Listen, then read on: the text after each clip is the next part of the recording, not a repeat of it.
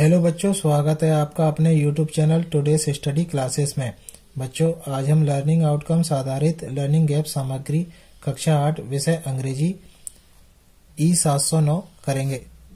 इसके अंतर्गत बच्चों हमें दिया गया है पाठ्य सामग्री और पाठ्योत्तर सामग्री में दिए विवरण पात्र मुख्य विचारों और घटनाओं के क्रम को पहचानते हैं। इसके निर्देशांक दिए गए हैं बच्चों।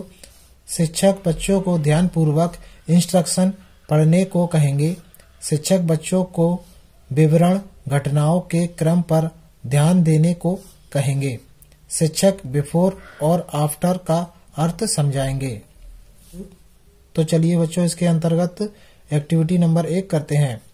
यहाँ दिया है बच्चों, स्टूडेंट सप्ताह के दिनों के क्रम को पहचानते हुए निम्नलिखित प्रश्नों के उत्तर उदाहरण के अनुसार दें।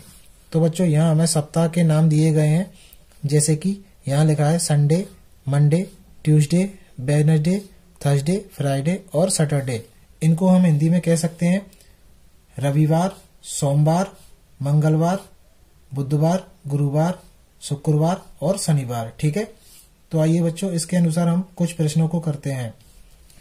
इसका एक उदाहरण दिया है, what day comes before Wednesday, मतलब वेडनेसडे से पहले कौन सा दिन आता है। तो बच्चों, वेडनेसडे मतलब बुधवार से पहले कौन सा दिन आता है, मंगलवार। तो इसका उत्तर होगा ट्यूसडे कम्स बिफोर वेडनेसडे। ठीक है। इसका पहला प्रश्न करते हैं बच्चों, what day comes after Monday, मतलब सोमवार के बाद कौन सा दिन आता है।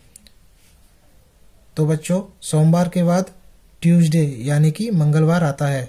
तो इसका उत्तर होगा ट्यूसडे कम्स आफ्टर मंडे। ठीक है। अगला प्रश्न करते हैं, what day comes after Wednesday, बुधवार के बाद कौन सा दिन आता है। तो इसका उत्तर है थर्सडे कम्स आफ्टर वेडनेसडे। ठीक है।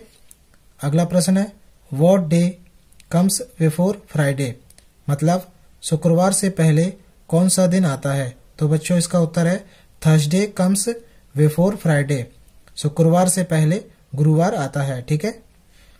अगला प्रश्न है, what day comes between Saturday और मंडे, इसका मतलब है शनिवार और सोमवार के बीच कौन सा दिन आता है। तो बच्चों, शनिवार और सोमवार के बीच रविवार आता है। ठीक है। इसका उत्तर होगा Sunday comes between Saturday and Monday. ठीक है।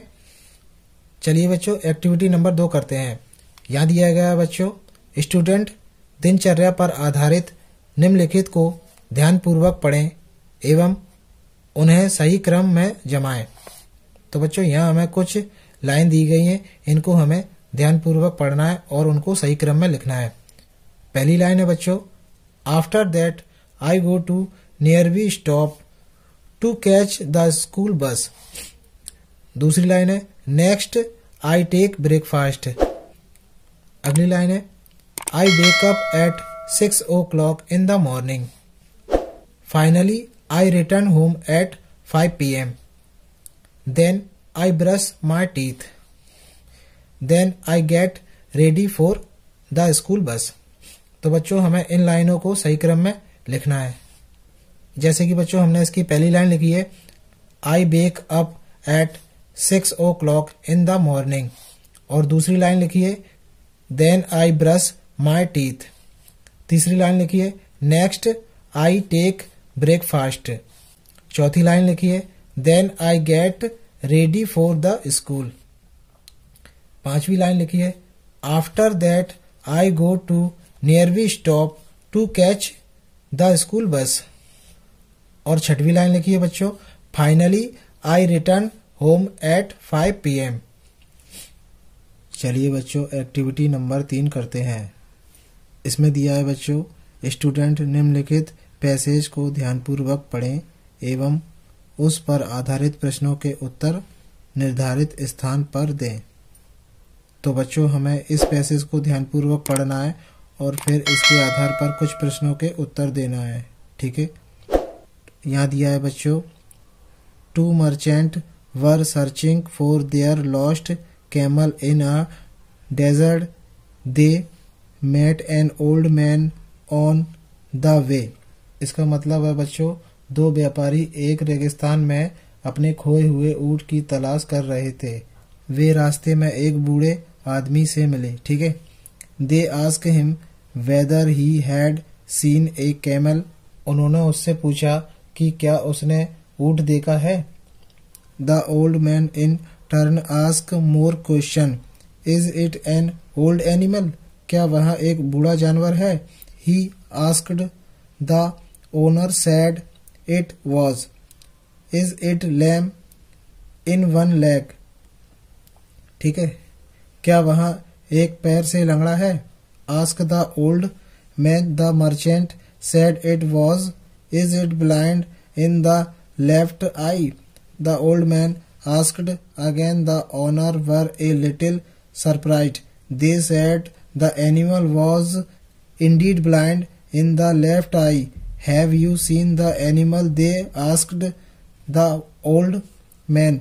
Without answering the old man said to them, is the camel crying wheat on one side of its back? The owner said that it was true. Now they were sure that the old man had seen the animal and for hopes tallied the goods. The old man continued, isn't the camel carrying honey on the other side? तो बच्चों आप यहाँ passage ध्यान पूर्वक पढ़ लीजिए, फिर इसके आधार पर आपको कुछ प्रश्नों के उत्तर देना है। चलिए बच्चों, इसके अंतर्गत और भी यहाँ लिखा है, the owner caught hold of the old man and asked him angrily, have you stolen the goods and killed the animal? I have not even seen the animal, said the old man calmly. इसका पहला प्रश्न है, student दोनों merchant से old man द्वारा पूछे गए प्रश्नों को सही क्रम में जमाए। बच्चों इस प्रश्न में हमें दोनों मर्चेंट से ओल्ड मैन द्वारा पूछे गए प्रश्नों को सही क्रम में लिखना है। तो बच्चों इसका पहला पॉइंट है, is the camel crying wheat on one side of its back? दूसरा है, is it lame in one leg?